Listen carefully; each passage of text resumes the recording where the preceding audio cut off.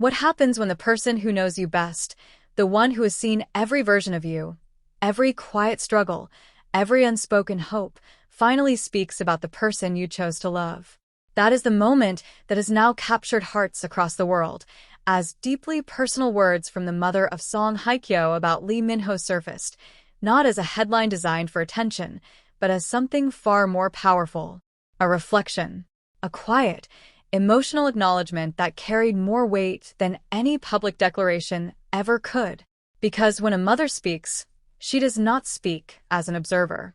She speaks as someone who remembers the beginning. She remembers the child before the world ever knew her name.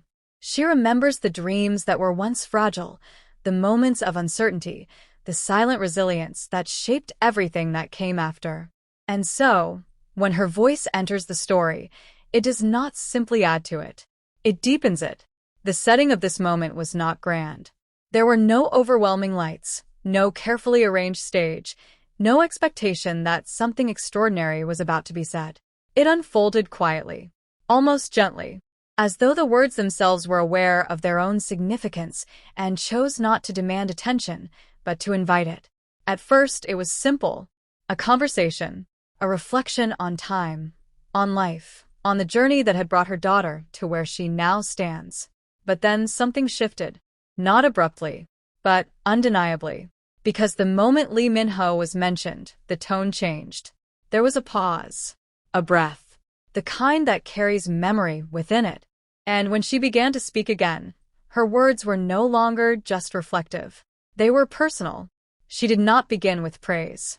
She did not rush to define him in grand, exaggerated terms. Instead, she spoke slowly, carefully, as though choosing each word not for effect, but for truth. She spoke about presence, not the kind that is seen on screen, not the kind that draws attention, but the kind that exists quietly, in everyday moments. The kind that reveals itself not in what is shown, but in what is done. She spoke of how he listens, not just hears, but listens. A detail so simple, yet so revealing. Because to truly listen is to care, to be present, to place someone else's thoughts above your own for a moment, and to receive them fully. And in that observation, something became clear. Her understanding of him was not based on image. It was based on experience. She spoke of how he shows up, not just physically, but emotionally. How he remains steady in moments where others might falter. How he brings calm, not through words alone, but through the consistency of his actions. And as she spoke, it became evident that these were not isolated impressions. They were patterns, repeated, observed, understood over time. There is a certain kind of approval that does not need to be stated directly. It exists in the way someone speaks, in the softness of their tone, in the absence of hesitation. And her words carried that kind of approval. Not loud, not overwhelming, but undeniable. At one point, her voice softened even further. Not out of uncertainty, but out of emotion. Because there are moments when words carry more than meaning. They carry feeling. And in that moment, she spoke not just as a mother, but as someone who had come to trust. Trust in the person her daughter had chosen. Trust in the life that was unfolding before her. She spoke about happiness. Not in broad terms, not as an abstract idea, but as something she had witnessed. Something she had seen reflected in her daughter's eyes, in her expressions, in the quiet ways she carried herself. And that, perhaps, was the most powerful statement of all. Because happiness, when genuine, cannot be hidden. It reveals itself in ways that no performance can replicate. And for a mother, that is everything. As her words continued, there was no attempt to dramatize.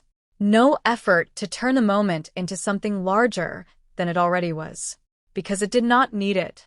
The truth, spoken simply, carries its own weight. She did not speak of perfection. She did not suggest that everything was without challenge. Instead, she spoke of balance, of understanding, of a connection that felt grounded rather than fleeting. And in doing so, she offered something rare. Not just insight into who Lee Min-ho is in the public eye, but who he is in the private spaces that define a person far more accurately. As the moment spread, as people listened and replayed her words, the reaction was not explosive. It was emotional. Quietly so. Because what resonated was not the novelty of the statement, but its sincerity. People did not just hear what she said. They felt it. They recognized the depth behind it. Because there is something universally understood about a parent's perspective. It is not easily given. It is not lightly offered. It is shaped by observation, by instinct, by a desire to protect that never truly fades. And when that perspective expresses trust, expresses belief, expresses something close to acceptance, it carries a significance that cannot be manufactured.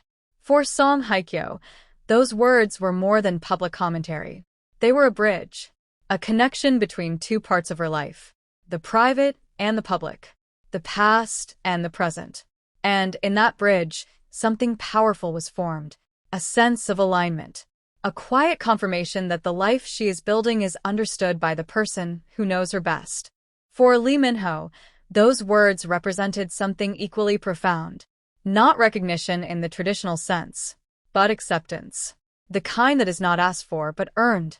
The kind that comes not from what is shown, but from what is consistently demonstrated over time. And as the moment settles into memory, as the words continue to echo across conversations and reflections, one truth remains. This was never about public validation. It was about something deeper, something quieter, something that cannot be forced or created for attention. It was about trust, about the moment when someone who has every reason to be cautious chooses instead to believe. And in that belief, something extraordinary is revealed, not just about love, but about the people who surround it, support it, witness it, and, in their own quiet way, become part of its story. Because sometimes the most powerful confirmation of a connection does not come from the two people within it.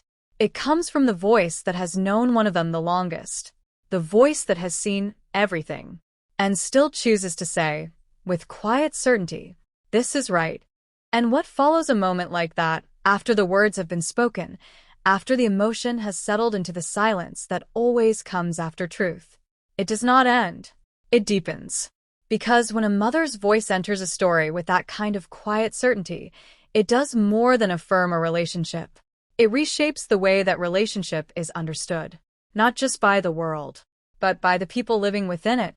For Song Hye Kyo, those words do not simply exist as something heard. They linger.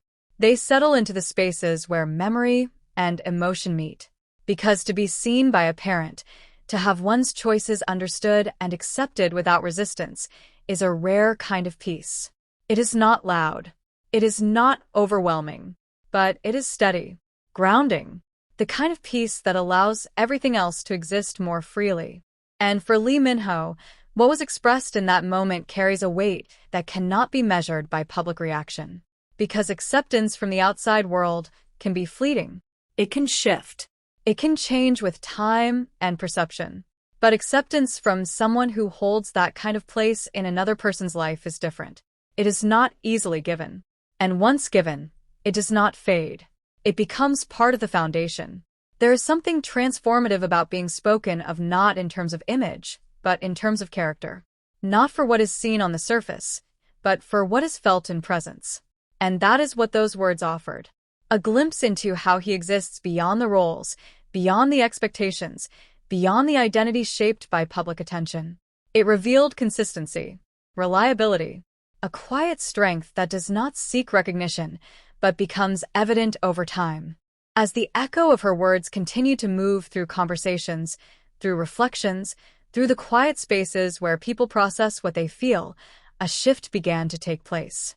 The story was no longer just about romance. It was no longer just about moments captured, gestures observed, or interactions interpreted. It became something more complete. A story that included family, perspective, history.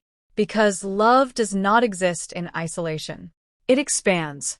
It reaches outward. It touches the lives of those connected to it. And when those lives respond with understanding, with trust, with something as deeply personal as approval, the meaning of that love changes. It becomes more than a connection between two people. It becomes a shared reality. At some point, away from the attention, Away from the repetition of her words, there is a quieter moment. One that is not recorded, not shared, but deeply felt. Perhaps a conversation. Perhaps just a look.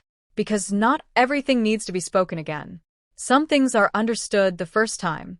And in that understanding, something settles. A reassurance. Not that everything will be perfect, but that what exists is real. That it has been seen. That it has been acknowledged by someone whose perspective carries more weight than any public voice ever could. There is also something else that emerges from this moment. Responsibility. Not in a burdensome sense, but in a conscious awareness. Because when trust is given at that level, it invites care. It invites intention.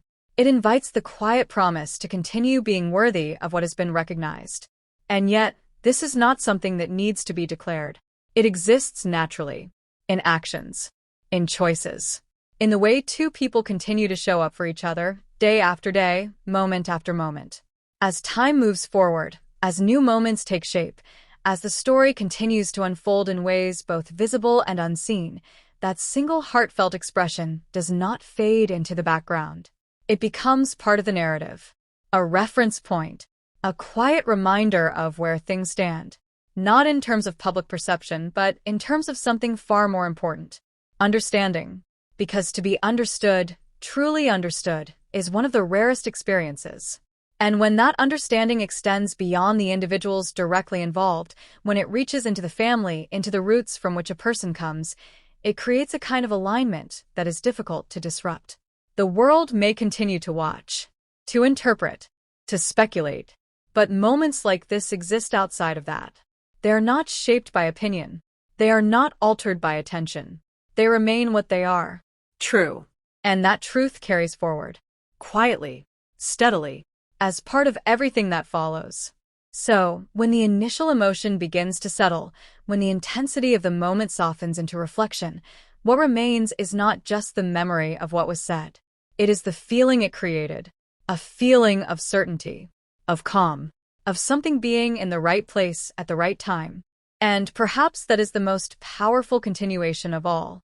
Not the reaction, not the attention, but the quiet, lasting impact of words spoken with sincerity. Words that do not need to be repeated to be remembered. Words that do not fade because they were never meant to impress, only to express. And in that expression, something lasting is formed. A connection not just between two people, but between lives, between past and present, between what has been and what is still to come. Because in the end, the story is not defined by a single moment, but by how that moment continues to live within everything that follows. And this one will not be forgotten.